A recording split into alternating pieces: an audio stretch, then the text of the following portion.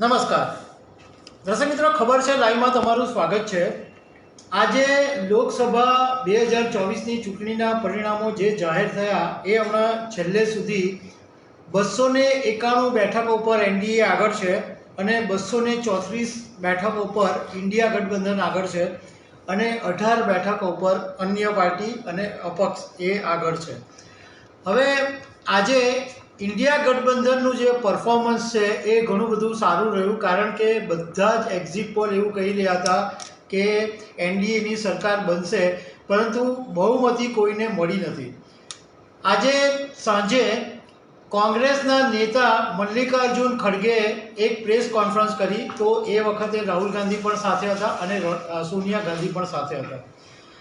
મલ્લિકાર્જુન ખડગેએ એમ કીધું કે આ જનતાનું રિઝલ્ટ છે, જનતાની જીત છે, લોકતંત્રની જીત છે અને એમણે કીધું કે આ જે ચૂંટણી હતી એ એકચ્યુઅલી મોદી વર્સિસ જનતાની ચૂંટણી હતી। જનતાએ એક પણ પાર્ટીને બહુમત આપ્યું નથી, અમે આ વાતનો સ્વીકાર કરી લીધો છે અને આ મેન્ડેટ જે છે એ મોદીની વિરુદ્ધમાં ગયો છે અને આ એમની નૈતિક હાર છે। જે માણસ પોતાના નામ ઉપર વોટ માંગતા હતા એમને આ ચૂંટણીના પરિણામોને કારણે મોટું નુકસાન થયું છે, એવું ખડગેએ કીધું। મલ્લિકાર્જુન ખડગેએ આગળ એમ કીધું કે અમે કોંગ્રેસ પ્રતિકૂળ સંજોગોની અંદર ચૂંટણી લડ્યા, કારણ કે અમારી સામે આખી સરકારી મશીનરી લાગેલી હતી અને કોંગ્રેસે આમ છતાં સકારાત્મક દિશામાં કામ કર્યું। અમે બેરોજગારી, મોંઘવારી, ખેડૂતના મુદ્દા, આ બધા મુદ્દાને કેન્દ્રમાં લઈ ગયા અને લોકોની સમક્ષ આ મુદ્દા અમે મૂક્યા। પીએમ મોદીએ અમારું જે ચૂંટણી ઢંઢેરા હતા એના વિશે ઘણું બધું જૂઠાણું પણ ફેલાવ્યું।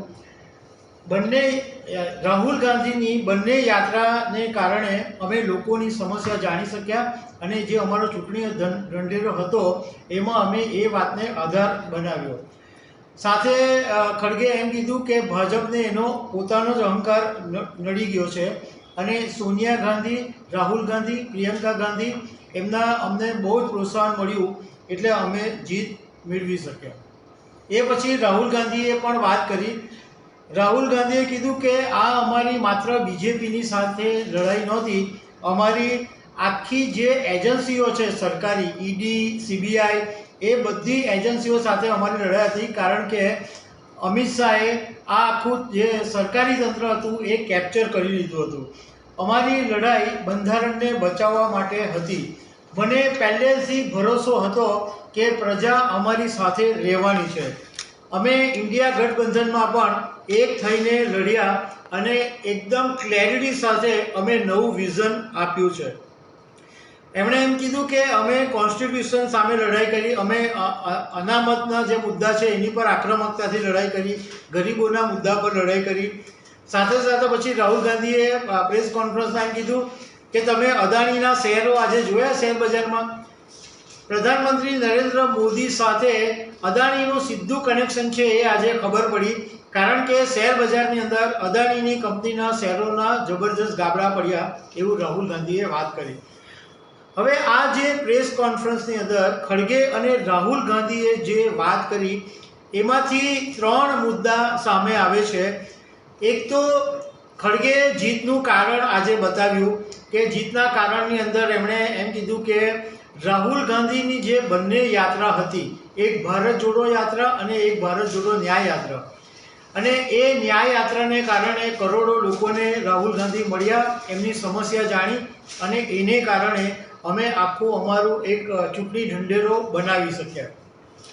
એ ઉપરાંત પ્રિયંકા ગાંધી, સોનિયા ગાંધી અને રાહુલ ગાંધીના સતત પ્રોત્સાહન અને સતત મહેનતને કારણે પણ કોંગ્રેસ જીતી, એવું એમણે કારણ બતાવ્યું। બીજું કે રાહુલ ગાંધીને પ્રેસ કોન્ફરન્સની અંદર એક સવાલ પૂછવામાં આવ્યો કે રાહુલ ગાંધી 2 બેઠકો ઉપરથી લોકસભા ચૂંટણી જીતા છે, એક કેરળની વાયનાડથી અને બીજી ઉત્તર પ્રદેશની રાયબરેલીની। તો પત્રકારોએ એમને પૂછ્યું કે તમે કઈ બેઠક રાખશો, કારણ કે કોઈ પણ એક બેઠક તો રાહુલ ગાંધીએ છોડવી જ પડશે। તો રાહુલ ગાંધીએ સીધો જવાબ તો નહીં આપ્યો, પરંતુ એમણે જે સંકેત આપ્યો એની પરથી એવું લાગે છે કે ઉત્તર પ્રદેશની રાયબરેલીની સીટ રાહુલ ગાંધી છોડી શકે છે. કારણ કે એ પછી એમણે એવી વાત કરી કે હું ઉત્તર પ્રદેશનો ખાસ આભારી છું. આમ તો બધા જ રાજ્યોનો આભારી છું, પરંતુ ઉત્તર પ્રદેશે અમને ખાસું આપ્યું છે, એટલે ઉત્તર પ્રદેશનો હું આભારી છું અને મારી બહેન પ્રિયંકાનો પણ આભારી છું.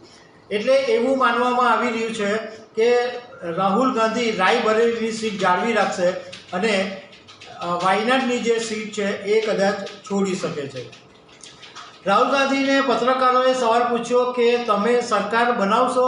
તો રાહુલ ગાંધીએ તો પહેલાં શરૂઆતમાં આનાકાની કરી, પછી એમ કીધું કે આનો જવાબ મલ્લિકાર્જુન ખડગે આપશે. એટલે ખડગે પછી એમ કીધું કે અમે હજુ અમારા જે સાથી મિત્રો છે એની સાથે મિટિંગ કરીશું, તાત્કાલિક ડિસિઝન નહીં લઈ શકીએ, એટલે મિટિંગો કરીને પછી અમે નિર્ણય લઈશું. પરંતુ ખડગે જે એક વાક્ય બોલ્યા એની અંદરથી મોટો સંકેત મળી રહ્યો છે. એમણે એમ કીધું કે અમારી સાથે નવા લોકો જોડાઈ શકે છે અને એમની સાથે અમારી વાત ચાલી રહી છે. તો રાજકારણના જાણકારોનું કહેવું એમ છે કે આ જે ખડગે વાત કરી એમાં નીતિશ કુમાર અને આંધ્રપ્રદેશના જે ટીડીપીના ચંદ્રબાબુ નાયડુ છે એના નામ પણ હોઈ શકે. કારણ કે ઇન્ડિયા ગઠબંધન અને ખડગે સરકાર નહીં બનાવશે એવી કોઈ સ્પષ્ટ ના નથી પાડી. મતલબમાં સરકાર બનાવવાનું એ લોકો પણ વિચારી રહ્યા છે એ વાત સામે આવી. અને જો એવું સંભવ બને તો નીતિશ કુમાર અને ટીડીપી સાથે પણ વાત ચાલતી હોય એ વાતને નકારી શકાય નહીં. તો દર્શક મિત્રો, આવા અપડેટો સાથે અમે તમને મળતા રહીશું. Thank you very much.